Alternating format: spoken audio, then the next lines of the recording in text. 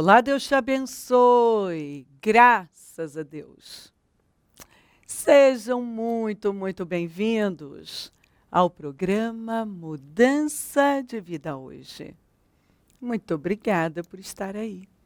Que Deus abençoe assim demais a sua vida, a vida da sua família. Que as bênçãos do Altíssimo assim sejam derramadas com abundância no seu lar. E que você desfrute das bênçãos de Deus, da glória de Deus. Que onde não há glória, Deus derrame da sua glória. E você possa tocar no poder do Senhor, dia após dia. Sabe, eu tenho falado sobre essa palavra, que é muito importante. E em 2 Samuel 12, 5 e 6, que diz assim, ó. Davi encheu-se de ira contra o homem e disse a Natã, juro pelo nome do Senhor, que o homem que fez isso merece a morte e deverá pagar 4 vezes o preço da cordeira, porquanto agiu sem misericórdia. Jesus falou, porque por tuas palavras serás justificado e por tuas palavras serás condenado. Você vê que quando Davi liberou essa palavra aqui, ó, foi uma sentença, na verdade, que ele assinou contra ele. Porque, na verdade, ele estava sendo confrontado, né, por Natã, pelo seu pecado. E ele muito, assim, estava cego. Ele não estava vendo. Ele estava tentando esconder de todo jeito o pecado dele. E aí ele disse, incomodado com a história que o Natã contou de injustiça, né? Ele olhou e viu, nossa, mas que falta de misericórdia, né? Um homem rico que tinha rebanhos e lá pegar a única cordeirinha de um homem pobre para cozinhar para alguém, para um visitante que chegou na casa dele? Que loucura é essa? E Natã disse para ele, esse homem é você, né? Mas ele, quando ele disse, deverá pagar 4 vezes o preço da cordeira por quanto agiu sem misericórdia, ele assinou uma sentença contra ele mesmo. Porque ele pagou. Ele perdeu 4 filhos. Então, por tuas palavras, você vai ser justificado ou por elas condenado. O que nós falamos tem, assim, toda a importância. E nós vivemos num tempo onde as pessoas falam com os dedos, com a ponta dos dedos, digitando coisas ofensivas, tomando partido, emitindo opiniões, na verdade, se metendo em guerras que elas poderiam evitar.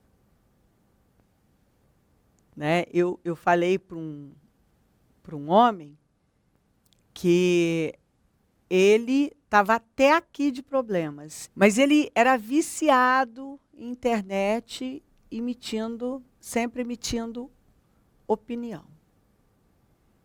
Então ele ouvia um boato, ele ia lá, colocava um comentário, ouvia outro, colocava outro comentário, ouvia outra coisa, estava lá. Ele estava lá.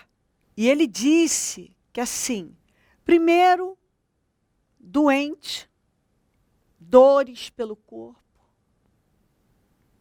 uma angústia, uma ansiedade, que ele começou a se automutilar, porque ele ficava assim, se coçando, ia coçando até assim, machucar a pele e sangrar.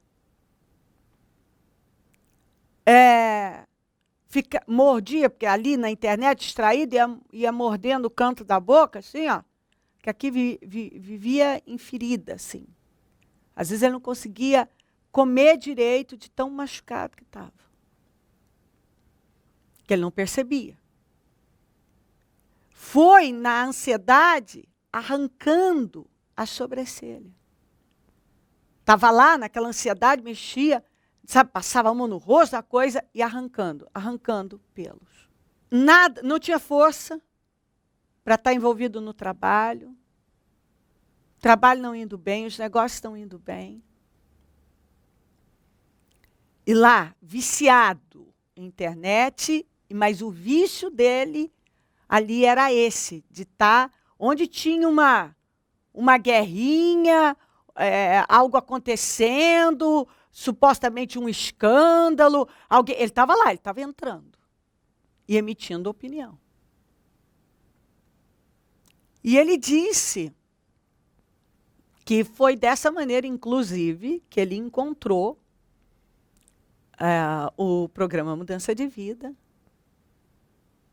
E, inicialmente, a intenção dele era entrar para poder começar a fazer o mesmo que ele fazia com todo mundo.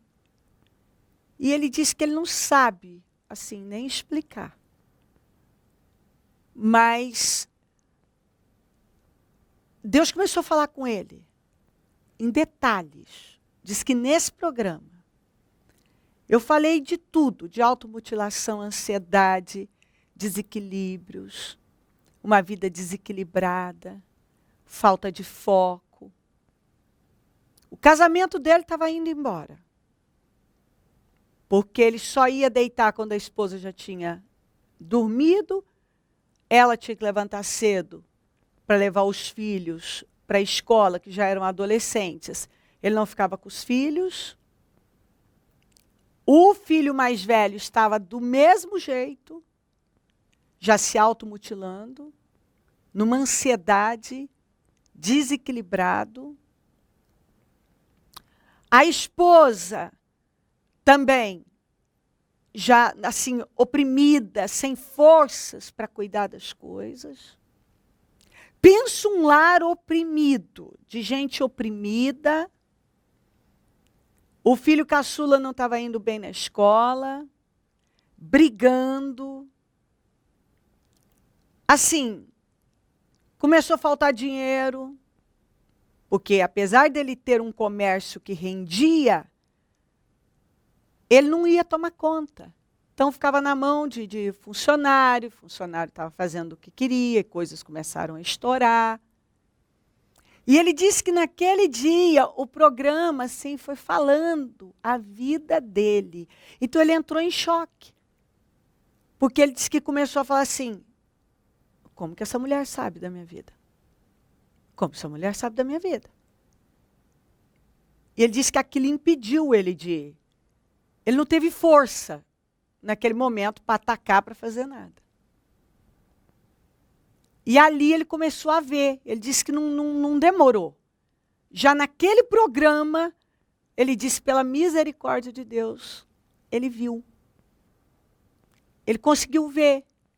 Ele disse que ele levantou, ele olhou para ele viu o tanto que ele estava machucado, assim nas costas, vários ferimentos, que ele nem percebia, entretido demais, ele ia se coçando, coçando, coçando. E era uma coceira emocional. Porque ele já até tinha ido no médico e ele não tinha nada. Era algo emocional. Maligno, na verdade. Ele disse que ele foi se olhar no espelho, que ele abriu a boca, toda ferida. Ele viu a sobrancelha dele, parecia até que ele estava com sarna. Não tinha, ele tinha arrancado.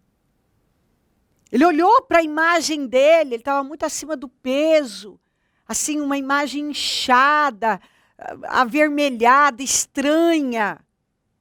Parecia que ele explodia inchado, porque ficava ali, comendo bobagens. E aí ele disse que foi olhar. Ele entrou no computador do filho mais velho, descobriu pornografia, ele nunca tinha ido olhar o que o filho via. O menino de 14 anos, aquele monte de imagens, de filmes e de tudo, um monte de coisas. Tanta coisa. Um monte de coisas. Ele foi olhar as coisas do filho caçula destruídas. Era como se ele tivesse um espírito de destruição. Enquanto o outro também estava na mesma linha dele, só que na pornografia. O outro de 12 anos, assim, ele abriu cadernos, aqueles desenhos estranhos, aquela coisa de... Ele foi vendo. Ele disse que ele olhou para a esposa dele, aquela era uma senhora, era uma mulher nova, mas uma senhora. Uma senhora. Ele disse, ela estava acabada, minha esposa, eu não olhava para ela, eu não estava vendo ela mais. Ele foi olhando para a casa dele, disse que era uma casa boa, muito boa, com piscina, num condomínio, deixada, as coisas estragadas, ele não via a casa dele, porque a esposa dele não estava dando conta, estava tudo para ela. Ele foi para a empresa, era um comércio, tipo um mercado no interior. E que ele vendia bem e tal, mas que estava lá. Quando ele entrou, que ele começou a olhar mesmo, ele foi vendo o quanto aquilo tudo estava deixado. E ele disse que eu falei tudo, os detalhes dessa vida sem propósito, uma vida sem propósito. Cuidando da vida alheia, se metendo em coisas, brigando por política. Ele disse que ele estava lá e brigava, né, por conta de política, e atacava um, e atacava o outro. E brigava com as pessoas que a fé, ele tinha sido criado, agora ele estava desviado, mas ele tinha sido criado pela mãe, a mãe tinha levado ele, quando pequeno, para a igreja. Então ele conhecia um pouco da palavra. Ele tinha sido ensinado. A mãe já tinha falecido. E ele disse que quando via algo em igreja que ele discordava, ele ia lá, ele atacava, falava de pastores, falava das pessoas. E disse que tudo eu fui falando. De pessoas que falam, que fazem, que vivem uma vida desregrada, sem domínio, indisciplinada, bagunçada. E ele viu a vida dele. Como a vida dele estava. Quando ele olhou para ele, ele viu que não tinha nada certo. Nada certo. Nada. Mas por quê? Porque ele estava vivendo uma vida sem propósito. Sem propósito. Só falava errado, falava negativo, xingava demais, ia para a internet para xingar os outros, vivia xingando os outros, xingando igreja, xingando pastor. Agora, se tem uma coisa que você não pode, é mexer com a igreja do Senhor. Você quer afundar com a sua vida? Mexa com a igreja do Senhor. Mexa. Mexa com a igreja do Senhor. Seja qual for a denominação, tem a igreja do Senhor lá. E a igreja do Senhor é santa. E nós não temos o direito, ninguém, de mexer com a noiva de Cristo. Jamais.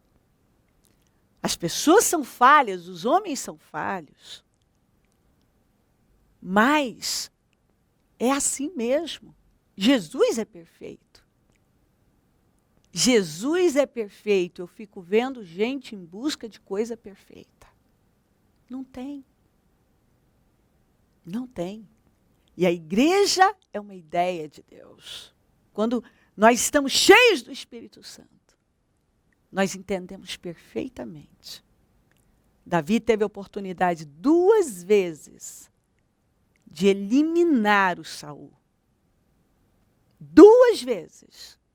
E nas 2 vezes, a primeira vez, quando ele cortou a pontinha da roupa, do manto do Saul, ele sentiu um aperto dentro. E na hora, todo mundo estava dizendo para ele, olha, Deus entregou seus inimigos nas suas mãos, e isso, e aquilo, e ali. Ele falou, não. Que o Senhor me guarde de tocar no ungido do Senhor. E aquele ungido era um caído. Saul era um homem caído. Totalmente caído. Mas ele honrou Saul até o final. Até o final. Nós vivemos num tempo onde as pessoas não querem estar debaixo de autoridade. Elas se rebelam contra a autoridade. Aí tem um monte de gente em rebelião. E rebelião é como pecado de feitiçaria. Gente fazendo o que sabe que é errado. Iniquidade é como pecado de idolatria e de arrogância. Gente agindo com arrogância.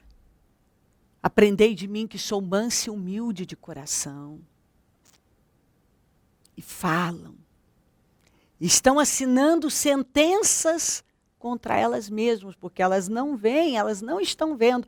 E ele disse que ele viu o erro de todo mundo, as falhas de todo mundo, mas não viu os dele. Diz que naquele dia, aquele programa, levou ele a olhar para a vida dele, olhar para dentro dele, e ele viu o tamanho da miséria da vida dele, o quanto ele estava vivendo uma vida miserável. A família dele, uma vida miserável. Os filhos tinham tudo. iPhone, iPad, e Mac não sei do que, e não sei o quê. E tinham isso, e tinham aquilo. Porque ele tinha o comércio, ele ganhava bem. Mas aquela casa, uma miséria. Não tinha amor, não tinha união, não tinha equilíbrio, não tinha ordem, não tinha disciplina, não tinha bênção. Não tinha bênção porque a autoridade daquela casa, que era aquele homem, era como um telhado cheio de furos, de buracos, vazando para tudo quanto é lado. Ele não estava cuidando, né, governando em favor daquela família, em favor daquela esposa. E o tempo todo falando dos outros, atacando os outros, criticando, julgando. E a gente sabe, com a mesma medida que você mede, você é medido. Se você julga, você é julgado. O que você planta, você colhe. Tiago disse isso aqui, ó. Tiago 3. Todos tropeçamos de muitas maneiras. Se alguém não tropeça no falar, tal homem é perfeito, sendo também capaz de dominar o seu próprio corpo. Quando colocamos freios na boca dos cavalos, para que eles nos obedeçam, podemos controlar todo o animal. Tomem também como exemplo os navios, embora sejam tão grandes e impelidos por fortes ventos. São dirigidos por um leme muito pequeno, conforme a vontade do piloto. Semelhantemente, a língua é um pequeno órgão do corpo, mas se vangloria de grandes coisas. Vejam como um grande bosque é incendiado por uma simples fagulha. Uma fagulhazinha. Assim também a língua. É um fogo, é um mundo de iniquidade. Colocada entre os membros do nosso corpo. Contamina a pessoa por inteiro. O que você fala vai contaminar. É uma coisa pequenininha, mas vai contaminando. Vai contaminando. Vai contaminando. Incendeia todo curso. Todo curso. Quer dizer, pode alterar seu destino. E tem gente com um destino doente. Por quê? Incendeia todo o curso de sua vida. Sendo ela mesma incendiada pelo quê? Pelo inferno. O diabo usa a boca da pessoa. E Jesus repreendeu o Pedro, quando estava falando com ele, aquela voz. Ele disse, para trás de mim, Satanás. O diabo estava falando pela boca do Pedro. Agora, olha isso aqui. Esse versículo é demais, ó. Com a língua bendizemos o Senhor e Pai, e com ela amaldiçoamos os homens. Feitos à imagem e semelhança de Deus. Da mesma boca de muita gente, ó, procedem bênção e maldição. Meus irmãos, não pode ser assim. Acaso podem sair água doce e água amarga da mesma fonte? Claro que não. Meus irmãos, pode uma figueira produzir azeitonas? Ou uma videira figos? Da mesma forma, uma fonte de água salgada não pode produzir água doce. Quantas pessoas que adoram o Senhor, que oram, cantam, e daqui a pouco estão amaldiçoando, da mesma boca. Sai louvor, adoração, lê a palavra, declara. Daqui a pouco está liberando palavras de críticas, julgamentos, malícia, maldições, pragas que estão voltando contra a própria pessoa. E a pessoa está lá, né? Está num computador atrás de uma tela e ali, ó, falando com a pontinha dos dedos dela. Porque essa é a forma que o diabo hoje tem usado vidas. E esse homem disse, bispo, eu era um instrumento do mal para tirar a paz dos outros. Só que eu também não tinha paz. Eu falava coisas pesadas, porque eu estava atrás do meu computadorzinho. Lá eu estava segura, eu podia falar o que eu quisesse, a opinião é minha, eu posso dar, eu posso falar. Eu posso falar o que eu quiser. Meu querido, minha querida. E ele batia muito. Eu vivo numa democracia, eu posso falar o que eu quiser. Diz que nesse dia eu ainda falei isso. É bom lembrar. O reino de Deus não é democracia. As regras são outras. Você se submete e obedece. Então, preste muita atenção. Como você tem vivido a sua vida, as escolhas que você tem feito, as palavras que você tem liberado, o seu estilo de vida. Porque talvez tem tanta coisa acontecendo aí, você está tão infeliz. Você reclama da sua vida. As coisas não estão caminhando bem. Como esse homem, tomando medicamentos, não resolvia nada. Medicamento para ansiedade não resolvia nada. Ele estava se automutilando. E assim, não cuidava de nada. Vivendo aquela vida miserável.